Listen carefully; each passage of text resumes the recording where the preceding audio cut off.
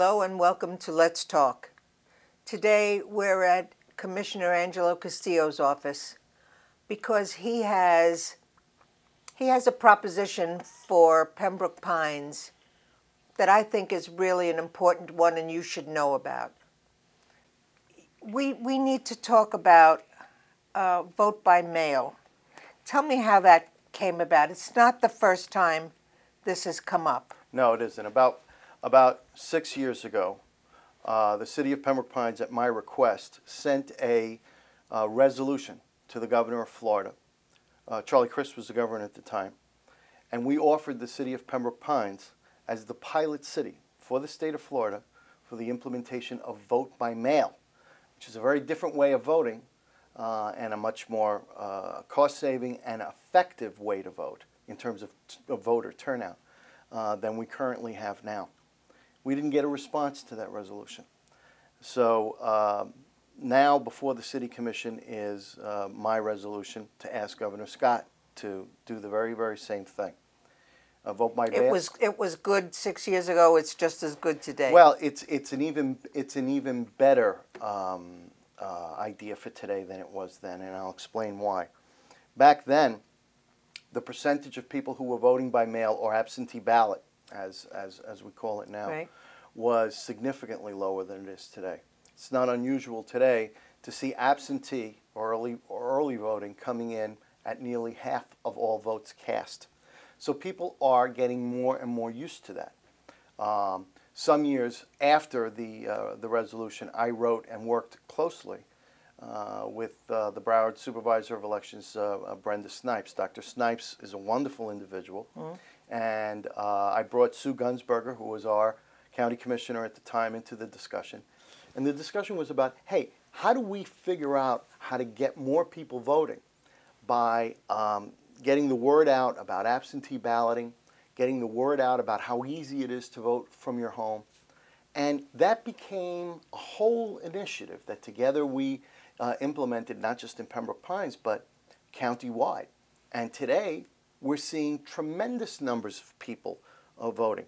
Still, we are fighting against this sort of frictional tendency of people not to vote. Every year we see fewer and fewer people coming out. It's important, we believe, for government to be at the forefront of encouraging more people to vote. Whatever it takes in a business plan for that single most important civic duty to take place, there's nothing more important. The whole construct of government, certainly in our system, rests on people coming out to vote. Not just those who wish, but in large numbers. How do you know what people really want if they don't at least vote? You know, I think that we have to fund some greater effort to figure that out. I think I've never seen a survey of among people that vote, hey, you didn't vote. I noticed you didn't vote in the last election. Yeah, why didn't you vote? In a non-judgmental way. Right. Tell me why. What could government have done to make it easier for you to vote? What was in the way of your voting? Why didn't you vote? What could we talk about? If it's a question of apathy, or if it's a question of I don't believe my vote will count, or it doesn't matter. Isn't that a great theme for public education or for public discussion to get more people past that silliness so that they cast a vote? Because when you don't cast a vote, you don't count. That's right. You just don't count. You're not part of the process that you want, that everybody wants, for government to serve them better. And so there's just nothing more important than voting. And it's so much less expensive for government to have vote by mail. Listen, we spend millions and millions of dollars every year on elections. Every election, we're spending more. A citywide election in Pembroke Pines can cost $250,000, $250,000 alone. It's outrageous, and we don't need to do that. And yet, still to this day, absentee ballots go out without a postage-paid stamp on it. Well, I mean, you've got Dade County. They got over that years ago. When they send out an absentee ballot, they put a postage paid on it for the convenience of the voter. Well, you know, a vote is expensive. I mean, your postage. It's like $1.16, and that's $1.19. Oh, $1.19. And the weird thing is, it's odd coming up with the combination of stamps for it. So it's just more work. And every step that you make, every additional little inconvenience causes fewer and fewer people to vote. What we want to do is make it easy and More people fun vote. and exciting for people to come and vote. We need a different business plan, and Not this only is part that, of it. years ago, if somebody was disabled, Yeah. they would come in a car Mm-hmm. to the polling place, and they would bring out a laptop, and the person could vote in their car. How much easier is it for them to vote at home? Absolutely. You don't have to go anywhere. So what we want to do is we want to figure out a way to get this done. Now, if you want to talk about best practices, everybody can do an internet search today. Oh, mostly everybody. Go take a look at the states that consistently turn out more, the highest percentage of voters. And likely you'll come upon Oregon and Washington State. Far away from us, but Oregon and Washington State consistently turn out somewhere between 84 and 86% of the vote, just about in any given election. They are the states that have vote by mail. And if you go and you dig into what the cost per voter is, you will find that Oregon and Washington are the lowest cost per voter, and they have nearly undetectable levels of voter fraud. Clearly, statistically inconsistent levels of that, because we keep hearing all this stuff about voter fraud. You know, voter fraud is such a minute part. It's silly. Of the voting. Listen, we hear it all the time from legislators and other people. Oh, there's voter fraud. It's negligible. It's negligible. And here's the thing: anyone who looks for perfection in anything in this world is going to be disappointed because it doesn't exist. There's always going to be some level of error, quote unquote fraud, whatever it is that you want to call it, in anything that we do. But it's statistically insignificant, and it's the same way with vote by mail, except that here's what you get with vote by mail.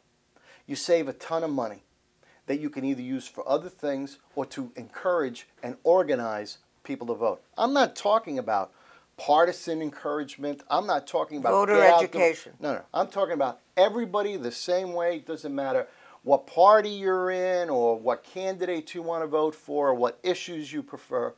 We need to figure out, government needs to figure out how to make things such that more people in large numbers vote. That's our job. And making these excuses that, oh, well, it's the voters' fault, they don't care, that's a cop-out. That's a way out of doing the work that I think needs to be done. And quite frankly, that attitude only adds up to fewer people voting.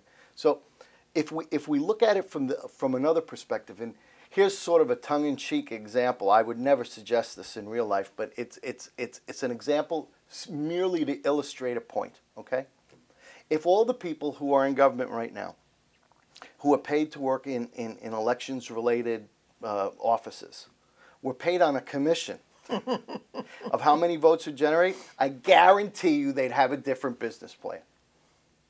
But because the paychecks keep coming, it's easy for them to say, I don't care whether 10% of the vote comes out or 90% of the vote comes out. Yeah, I get mine. Okay. So what it requires is people in elected office saying, hey, I'm not looking to pay you on commission, but I want you to treat the job as if you were. Because getting more people voting is the job of government. And we need to find a way to get it done. And we're not doing it right now. So part of what this is getting people to understand that government needs to evolve just like every business needs to evolve. Now, there's one more thing that I wanted to mention to you about vote by mail. There's a misconception that vote by mail means, well, that's the only way that you vote. In fact, some models, that is the only way that you vote. They never open an election office. I actually favor that on election day, we have at least the libraries open, so that if you don't want to vote by mail, if you have it in your head that your vote is going to end up in the drawer of some bureaucrat's office or something along those lines, fine. On that day, we'll have that open. Yeah, there should be a polling when you look at the number of precincts, and every precinct in a major election has a voting office, the cost of that alone is ridiculous. It's money better used. I mean, once you're in your car and on the way to vote, does it really matter whether you go to your local library or 2 blocks less to vote at a precinct? But the cost of running that service is huge. And that's money that can be used for other things, like encouraging more people to vote, putting stamps on absentee ballots. It's just a smart way to do business. Now, in the fullness of time, things will change. I've been reading a little bit about computers and how information services is evolving in terms of biotechnology. What do I mean by that? Well, they're going to have screens soon that can read your eye and identify you that way, so that you can do your banking, so that they know it's you. So, in order to reduce the kind of credit card fraud and other things that are going on, there are already keypads that use your fingerprint and all that other kind of stuff. As we get closer to that time of technology, we might even be able to very safely, which we might not be able to do just now, vote by your home computer. And by that time, just about everyone will have a home computer. Just about. Sure. And that, but even then, there should be a menu of options. So if you want to vote from home, you can. In the fullness of time, if you want to do it by kiosk at major places, you should be able to vote there. If you want to vote at a mall or at a shopping center or a supermarket, you should be able to vote there. If you want to vote, and it should be safe, secure, making sure that your vote is private and it counts. That it's private, that it counts, that it's reliable. All those things are very important. No one is suggesting that we go to something that is reckless. But if all we did was send some bright people with sharpened pencils and a yellow pad out to Oregon or Washington, if all we did was document very carefully what they're doing and just implement it here in Florida, we would have 80-some-odd% turnout, millions and millions of dollars saved, relatively low voter fraud, and we'd be better off for it. I lament that in 2000, forget about whether you're a Republican or a Democrat, I have friends in every party, but I lament that in that election, which was ultimately decided by the Supreme Court. By the Florida Supreme Court. Well, but yes, but it was also decided on the basis of 535, I believe the number was, don't hold me to that, but I think it's something around that, votes one candidate over another. 535 votes. Amazing. Decided who the president of the United States would have been. Now I want to tell you that with a little bit more organized effort, in Pembroke Pines alone, we could have easily come up with 1,000 votes more of people that did vote in that election. Would have changed the entire complexion of the election. It would have changed the history of the world. And that's the power of a vote. So we have to treat each and every vote, each and every voter, every single election as if the history of the world depends on it. Now, because it does. Well, I know that sounds dramatic. No, but it does. But if you don't go at it with that kind of spirit and with that kind of energy, you won't succeed. That's what it takes. So as a commissioner in Pembroke Pines, you're going to bring this to your commission. Yeah, and I think that I certainly hope, but I think that they'll endorse it and that we'll send it to the governor again, like we did the last time, and hopefully we'll have better results, because this time we'll be able to say that in our city, which we couldn't say the last time, about half of all voters are using vote by mail now.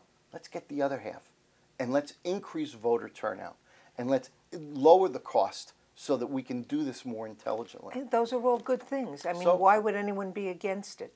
We'll see. We'll just have to see. Oh, good luck. Thank you very much.